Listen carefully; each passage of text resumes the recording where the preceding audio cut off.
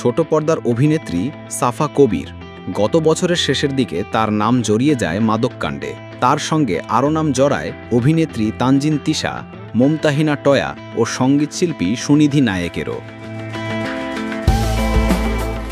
অভিযোগ, একটি হোয়াটসঅ্যাপ গ্রুপের মাধ্যমে নিয়মিত মাদক সংগ্রহের করতেন তারা। আর বিষয়টি নিয়ে মুখে কুলুপ এঁটেছিলেন সাফা কবির। এ ঘটনার দীর্ঘ ৮ মাস পর প্রথমবারের মতো মাদককাণ্ড নিয়ে মুখ খুললেন সাফা কবির। সম্প্রতি এক পডকাস্টে হাজির হন অভিনেত্রী। সেখানে জানালেন, বিষয়টি নিয়ে আলোচনা হলে তার ব্যক্তিগত ও কর্মজীবনে নেতিবাচক প্রভাব পড়ে। সাফা কবির বলেন, নিউজটি দেখার পর পুরোপুরি শকড হয়েছিলাম। কি হচ্ছে এটা, এমনটাই শুধু ভাবছিলাম। এটা কেমন নিউজ? এরপর আর কোনো আপডেট কেউ দিতে পারল না। কিন্তু এমন খবর প্রকাশের পর আমার ক্ষতি হয়ে গেল। ৩-৪টা মিডিয়ার মেয়েকে নিয়ে যে নিউজটা করলো, তারা একটিবার চিন্তা করলো না যে এই মেয়েগুলোর লাইফের কি হবে।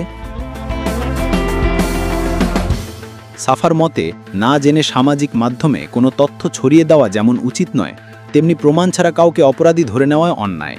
তার কথায়, আমরা হুজুগে অনেক কিছু করে ফেলি, কিন্তু চিন্তা করি না এ ধরনের কর্মকাণ্ড মানুষের জীবন বা সমাজে কি প্রভাব ফেলবে। সংবাদটির পর একের পর এক কাজ হারাতে থাকেন সাফা। জানিয়ে অভিনেত্রী বলেন, বৃহস্পতিবার খবরটি প্রকাশ করা হয়।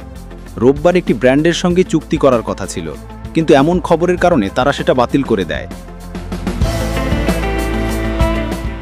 আমি তাদের বোঝানোর চেষ্টা করেছিলাম যেটা শুধু একটা নিউজ, এর সঙ্গে আমার কোনো সম্পৃক্ততা নেই।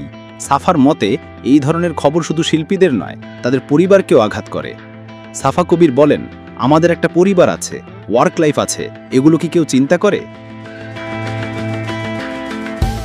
এমনিতেই মিডিয়াকে মানুষ ভালো চোখে দেখে না। এই ধরনের খবরের কারণে মা বাবাদের মনে ধারণা জন্মালো তাদের সন্তানেরা এখানে সুরক্ষিত না, তাদের এখানে কাজ করতে দেওয়া যাবে না। আমার মনে হয় যে কোনো কিছু করার আগে দুবার ভাবা দরকার।